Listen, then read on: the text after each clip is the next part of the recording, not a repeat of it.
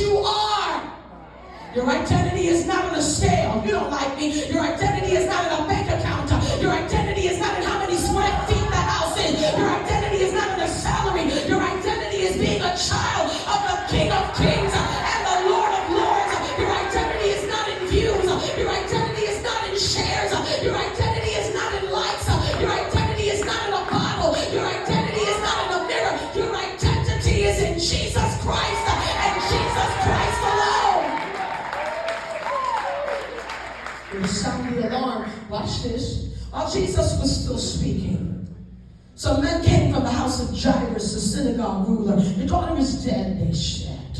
Why bother the teacher anymore, knowing what they said? He told the synagogue ruler, don't be afraid, just believe. It's interesting. And when they came, when Jairus came and he's saying, my daughter is dead, is that at the point of death?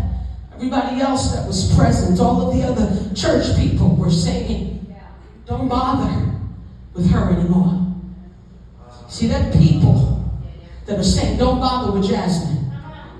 Don't bother with Mary. Come on, put your name in there. Don't bother with Rick. Don't bother with this one. Don't bother with that one. Don't bother. Put your name. What do they say? They're not worth it. Come on, somebody. Don't bother. Don't waste your time. They're dead. It's pointless. It's useless. Nothing's going to come out of this. They're not going to grow up to be anybody. They're not going to accomplish anything. They don't have the money. They don't have the connections. They don't have the title. Come on. They're not the right ethnic background. They're too young. They're too old. They're not pretty enough. They're not popular enough. They're not skinny enough. They don't have a title. They don't have 10 million followers. They don't have a website. They're not part of the in crowd. They don't know the right people. Or they know the right people, but they don't like them. Essentially, what they were saying to this person who was only 12 years old, they were saying that her life was over before it even began.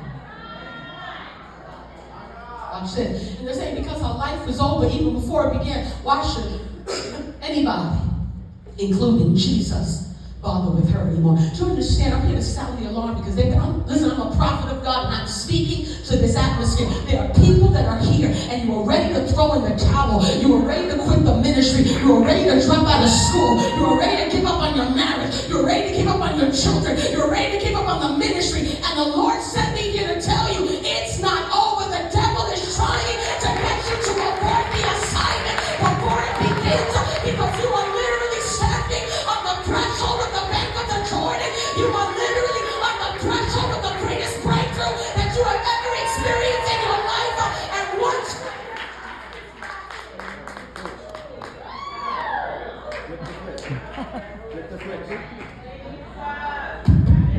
they're trying to get you to abort the mission. They're trying to get you to kill the baby. They're trying to get you to kill the baby. And abortion is a mortal sin. They're trying to get you to kill the baby before the fullness of the development of what God is about to do. Watch this. They're saying, why should anybody, including Jesus, bother with her anymore? But what I noticed, I'm telling you, I read this passage 100 times, but the Lord has sent me to sound an alarm to people that are sleeping. Watch this. He said, while Jesus was still speaking, some men came from the house of Jairus, the synagogue ruler. Your daughter is dead. Why bother the teacher anymore? That they were saying that she was dead because of the bankruptcy. When they said that she was dead because they did time in prison. When they said she was dead because, the 7 divorces or the 6 kids with the 6 different men. Everybody's looking at me like I'm crazy. Everybody up in here, including me, you got a skeleton in your closet too. And if you open up your mouth long enough, a bone will pop right on out.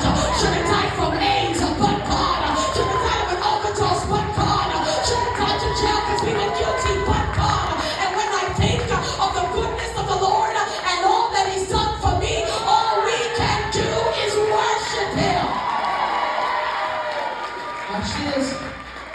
When they were saying that it was over, the Bible says, while Jesus was still speaking. I need you to hear what the Spirit of God just revealed in this word, that when everybody said that it was over, when everybody said that it was finished, when everybody was getting ready to sign the death certificate, when they were getting ready to pull the plug, the Bible says, while Jesus was still speaking, I have come to speak to a generation that Jesus is still speaking over your life.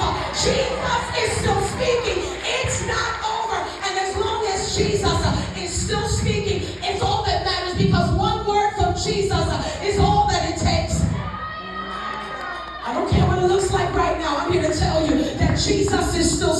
over your situation. And what is Jesus speaking? He's speaking that the latter is greater than the past. He's speaking that you're blessed and highly favored. He's speaking that he knows the plans that he has for you. Plans for good and not for evil, for a future and a hope. Jesus is speaking that eyes have not seen, ears have not heard, neither has it entered into the heart of man what God has prepared for those who love him. I'm here to tell you that Jesus is still speaking over your life. It's not over. Watch this. While Jesus was still speaking, some men came from the house of Jairus, the